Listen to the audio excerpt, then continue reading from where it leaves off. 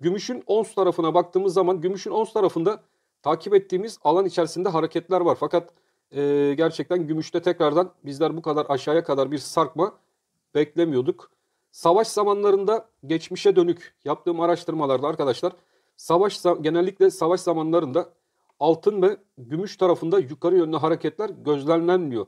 Fakat savaşların bitmesi halinde yukarı yönlü hareketler birden altın ve gümüş tarafında sert bir şekilde yukarı yönlü hareketlerini devam ettiriyor. O yüzden şu an Rusya-Ukrayna arasındaki savaş nedeniyle ülkeler altın topluyor olabilir. Geçmişteki yaptığımız araştırmalar sonucunda da bunu sizler de kendiniz de araştırabilirsiniz. Savaş zamanlarında savaşan ülkelerin elindeki altınları düşük fiyatlardan toplamak isteyen ülkeler manipülatif hareketlerle altın fiyatlarını geriye doğru bastırma yönüyle çekebiliyorlar. Bu geçmişte de bu şekilde olmuş.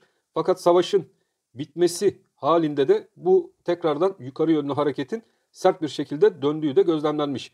Gümüşün ons tarafına baktığımız zaman buradaki hareket gümüşün ons bazında 21 dolar seviyesi altında gerçekleşmediği sürece. Bakın burası çok önemli. Burada da gene büyük bir bant açtılar. Bakın şurada büyük bir bant açtılar. Bu bantın en alt seviyesi 21 dolar seviyesinden geçmekte. Yani bu 21 dolar seviyesi altında gümüşün ons tarafında bir kapanış olmadıkça gümüşün ons tarafında işlem yapanların herhangi bir panik yapmasında gerek yok. Buradaki hareket daha önceleri 1, 2, 3, bakın 4, 5, 6, 7, 8, 8 kez denenmiş. Fakat bu 21 dolar desteği kırılmamış. Bu destek üzerinde devamlı gümüşün yukarı yönlü hareketleri tekrardan gerçekleşmiş arkadaşlar. O yüzden buradaki kırılım 21 doların altında olmadığı sürece yatırım tavsiyesi olmamak koşuluyla buradaki hareketin tekrardan yukarı yönlü harekete dönüşme ihtimali de oldukça yüksek gözükmekte. Gümüşte sert beklediğimiz hareketler ne zaman başlayacak? Evet, gümüşteki sert beklentilerimiz olan hareketlerin başlayabilmesi için buradaki 30 dolar üzerinde kapanış görmemiz şart. Bu 30 dolar seviyesini yukarı yönlü kırdığımız zaman işte o zaman gümüşte agresif hareketler tekrardan başlayacak.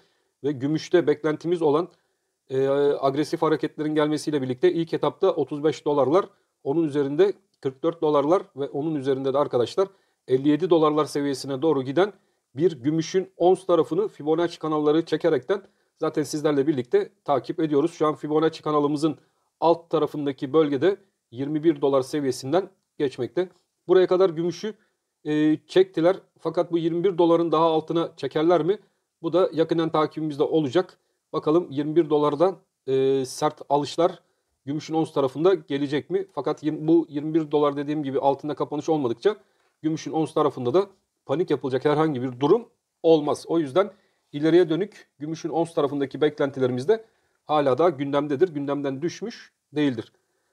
Gümüş gram takip eden arkadaşlarım. Evet, biliyorum gümüşün gramında da oldukça sıkıldınız. Fakat bu gümüş ons öyle bir enstrüman ki geçmişe dayalı baktığımız zaman arkadaşlar bu gümüşün özellikle gramında yukarı yönlü hareketler başladığı zaman 2-3 hafta içerisinde çok sert bir şekilde tekrardan geldiği ana noktasına doğru hareketlerini hızlı bir şekilde yapıyor. Gene gümüşün ons bazlı olarak bizim takip ettiğimiz dolar bazlı kurunda 15 liralar civarında kalıcılığı söz konusu olur. Onsta da buradan bir dönüş yakalayabilir isek burada gram gümüşte de hareketler çok sert bir şekilde yukarı yönlü dönebilir. O yüzden ons tarafını takipte kalmanızda fayda var. Ons tarafında 21 dolar altında kapanış olmadıkça buradaki hareketin tekrardan yukarı yönlü dönme ihtimali de çok fazla. Gümüşün gram tarafını takip eden arkadaşlarımız da 10.65 desteği önemli. 10.65 desteğini takipte kalsınlar. Buradaki hareketin tekrardan 10.65 üzerine dönmesi durumunda bir anda hareketler 11 lira üzerine doğru gümüşün gramını da atabilir. Gümüşün ons tarafı sıkı takibimizde. Gram tarafını takip eden arkadaşlarımız da 10.65 desteğini sıkı takipte kalsınlar. Bakalım 10.65 desteğinde tutunabilecek miyiz? Gram tarafındaki gümüşte dikkatli olmakta fayda var arkadaşlarım. O yüzden çok fazla o yüzden dedim bu video içerisinde ama dikkatli olmanızda fayda var arkadaşlar. Gene teknik analiz ve grafik yöntemini kullanaraktan günlük videolarımıza sizlerle birlikte devam edeceğiz. Evet, Euro Türk Lirası'na hemen bakalım. Euro Türk Lirası da çizdiğimiz kanal içerisinde hareket ediyor. Euro'da ne dedik? Bu alt taraf bir alım fırsatıdır. Ve buradan tekrardan bir yukarı yönlü hareket Euro'da gördük ve 16 liraları bakın Euro'da test etmeye başladık arkadaşlar. Euro en önemli bölgesi bakın şuradaki 15.30 destek bölgesi. Bu 15.30 kırılmadıkça bunu önceki videolardan da takip ediyorduk zaten sizlerle birlikte. Bakın çizdiğimiz grafik üzerinde. Hareketler şu bant aralığında gelişecektir. O yüzden 15.30 altında bir kapanış olmadıkça Euro'da hareketler 16.90 seviyesine doğru tekrardan yukarı yönlü hareket edecektir. Şimdi bizler 16.90'ı sizlerle birlikte takipte kalacağız. Euro'da eğer ki bu 16.90 seviyesine doğru yukarı yönlü hareketleri görür isek tabii bugün geçtikçe Euro'daki hareketler de değişecektir. 16.90, 17. Bizler için önemli olan şuradaki trend çizgisini takipte kalmamız. Yani bu trend çizgisi eğer yukarı yönlü kırılır ise kırıldığı zaman bizler sizlerle birlikte arkadaşlar bu sefer yukarıdaki bant aralığını takipte kalacağız. Buradaki bant aralığımız bizleri 20 TL civarına doğru götürecek hareketi başlatacak olan yükselme hareketini getirecektir. Ama şimdilik bu alt bant kanalındayız. Bu alt bant kanalını takip ediyoruz ve 15.30 altında kapanış olmadıkça hareketler 15.30 16.90 bant aralığında sıkışmış durumda. Stokastik indikatörümüze baktığımız zaman bir al sinyali yaktığını günlükte izliyoruz arkadaşlar. Bakın burada bir ufak al sinyali yakmış durumda ve tekrar 20'nin üzerine doğru günlükte atmaya çalışan bir euro. O yüzden euroda da yukarı yönlü hareketlerin devam edeceği görüşümüz hala sürmekte. Sterlin Türk lirası takip eden arkadaşlarımız için hemen sterlinde de kanal aralığımız bu şekilde ve sterlinde de bakın tam noktasal olarak buradan bir dönüş yaşandı. Sterlinde de 18.20 bizim için önemliydi. 18.20-18.30 aralığı.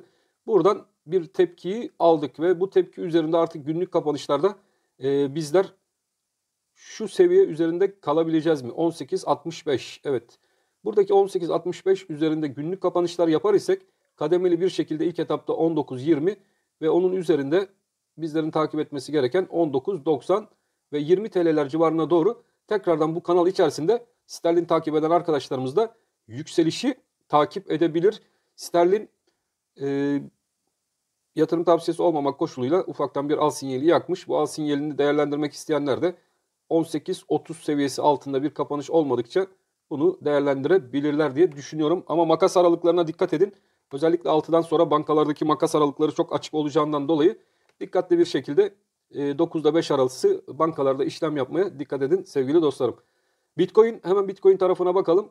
Evet, Bitcoin'de de ders niteliğinde hareketleri izledik. Bitcoin'de bizler için 37.000-38.000 bant aralığı çok önemliydi. Bakın bu 38.000 bant aralığı eğer ki aşağı yönlü kırılır ise bir şelale şeklinde aşağı yönlü düşüş izleriz demiştik. Ve maalesef ki 38.000 doları Bitcoin aşağıya yönlü kırdı. Bu da 38.000 doların aşağı yönlü kırılmasıyla birlikte tabii pozisyonları short'a geçip TL tarafında kalmayanlar için kötü bir durum halini almış durumda. Çünkü 38.000 dolara kadar bizler için Bitcoin'de herhangi bir tehlike yoktu. Fakat 38.000 altındaki kırılım maalesef ki Bitcoin'i aşağı yönlü itelemeye devam ediyor. Burada 32.000 doların altındaki hareketlerde bizler arkadaşlar 29.500 dolarlar civarına doğru buradaki düşüşü tekrardan takip edebiliriz. 32.000 önemli olacaktır. Çünkü 32.000 artık bizim buradaki son bir destek noktamız. Yukarıda da 37.500 dolar hala önemli. Buraya doğru bir tepki yükselişi gelebilecek mi? Bunu takip edeceğiz. Fakat şu an itibariyle Bitcoin'deki durumun pek iç açıcı gözükmediğini maalesef sizlere de bildirmek zorundayım. Burada çünkü bir ters bayrak oluşumu var. Bu ters bayrakla birlikte aşağı yönlü hareketler daha da artabilir, hızlanabilir. Dikkatli olmakta fayda var Bitcoin tarafında. Özellikle 38.000 civarındaki kırılımla birlikte bu hareket bakın trend çizgilerini de aşağı yönlü kırmış durumda. Maalesef ki bu trend çizgilerinin üstüne atamadığımız sürece Bitcoin'deki düşüş devam edebilir arkadaşlar. Bitcoin'dekilerin de dikkatli olmasında fayda var. Evet 28.900 dolar seviyesi önemli olacaktır. Çünkü 28.900 dolar seviyesinden artık son destek bölgeleri bu 28.900 dolar civarından geçen bölge. Artık ikinci bir bölgeniz 28.900 bölgesi olması lazım Bitcoin takip edenler için. Çünkü artık buradan da bir satış yapmak riskli. 38.000'lerden satış yapabilmiş olsaydınız burayı ve buna yakın bölgeleri değerlendirebilirdiniz. Fakat şu an kuvvetli bir destek bölgemiz 28.900 civarından geçtiği için bu bölge önemli olacaktır. Burası da Zaten makas aralıklarınızla birlikte artık şu seviyelerden satış yapabileceğiniz bir alan değil. 28.900'ü takip edeceksiniz. Buradan artık yukarı yönlü bir tekrardan 36.000 37.000 dolarlar civarına doğru tepki yükselişlerini beklemeniz gerekecek diye düşünmekteyim arkadaşlar. Tabii 28.900'ü kırarsak bu sefer aşağı yönlü hareket tekrardan bir şelale şeklinde 25.000 dolarlar civarına doğru da evrilebilir. Bitcoin'deki arkadaşların çok dikkatli olmasında fayda var. Ve bu kuvvetli destek bölgesini mutlaka takipte kalın derim sevgili dostlarım. 28.900, 28.800 dolar civarındaki destek bölgesi. Evet sevgili dostlarım, sizlerle birlikte kurları inceledik. Genel bir bakış yaptık. Son durumlarına baktık. Ben hepinizi çok seviyorum. Hepinizi Allah'a emanet ediyorum. Hiç kimse sıkılmasın. Piyasada özellikle şu an itibariyle zararda olan arkadaşlarımız kendini üzmeye, sıkmaya gerek yok. Piyasalar her zaman düşüş yönlü değildir. Yükseliş yönüne de geçecektir. O yüzden siz çoluğunuzla çocuğunuzla güzel vakit geçirmeye devam edin. Hiçbir şekilde kendinizi sıkmayın. Tekrardan yönler, piyasalar yön değiştirecektir. Şu an zararda olduğunuz pozisyonlar sizler için sıkıcı olabilir. Tabii Forex ve Viyop'ta kaldıraçlı işlem yapmanızı hiçbir zaman önermiyorum. Tavsiye de etmiyorum. Bunların dışında bankalarda işlemleri olan, parası olanların hiç sıkılmasına gerek yok arkadaşlar. Tekrardan ilerleyen dönemler içerisinde yukarı yönlü hareketleri sizlerle birlikte izleyeceğiz.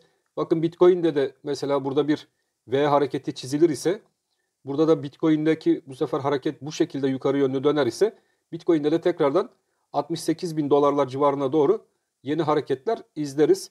Ve bu sefer bu 68.000 dolar yukarı kırılır ise bu sefer Bitcoin'de 100.000 dolarlar seviyesini bile konuşabiliriz. Dediğim gibi piyasada hiçbir zaman fırsatlar bitmez. Şimdilik son olarak takip edeceğimiz şu 28.500 dolar civarındaki desteğimiz var. Ve bu destek kırılmaz ise Bitcoin'de tekrardan bu hareket bir W şekline dönebilir. O yüzden kendinizi üzmenizde, sıkmanızda istemiyorum arkadaşlar. Dikkatli olun, üzülmeyin. Elbet ki piyasalar yön değiştirir ve yönünü tekrardan bulurlar. Ben hepinizi çok seviyorum. Çok konuştuk galiba. Hepinizi de Allah'a emanet ediyorum. Hoşça kalın sevgili dostlarım.